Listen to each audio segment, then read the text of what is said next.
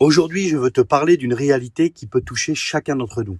Je crois qu'à un moment ou à un autre de notre vie, on a passé par là. Aujourd'hui, je voudrais te parler du découragement. Et peu importe ta force spirituelle, même les plus grands hommes de Dieu l'ont traversé. Regarde Élie, ce prophète puissant qui a appelé le feu du ciel sur le mont Carmel, lui qui a défié les 450 faux prophètes de Baal et qui a commandé à la pluie de s'arrêter et de reprendre. Cet homme, rempli d'autorité et de la puissance d'en haut, a connu un moment de découragement profond après avoir reçu des menaces de mort de la part de Jézabel. Mais voici une vérité que tu dois entendre. Élie était de la même nature que toi.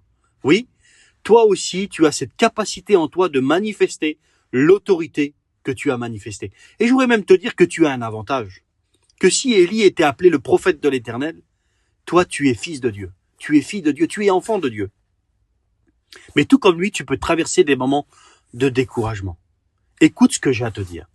Le découragement n'est pas ton identité, et encore moins ta destination.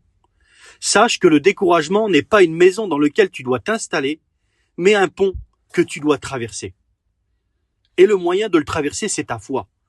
Ta foi, pas ta force. C'est la clé pour pouvoir triompher du monde. N'oublie pas que les Écritures te rappellent clairement que celui qui est né de Dieu, et tu es né de Dieu, triomphe du monde, triomphe de ton découragement, et ce qui te permet de pouvoir triompher, c'est ta foi. Le découragement peut avoir plusieurs sources.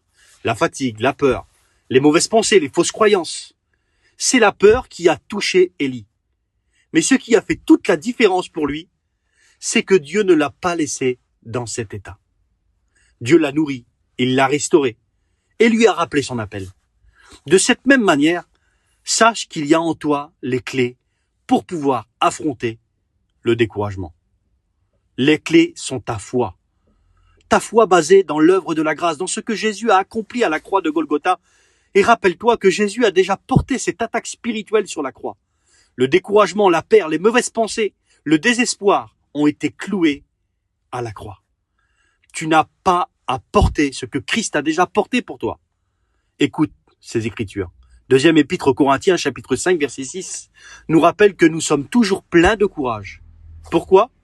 Parce que nous ne marchons pas par la vue, nous marchons par la foi. Tu n'es pas appelé à t'appuyer sur tes émotions ou sur ce que tu vois autour de toi.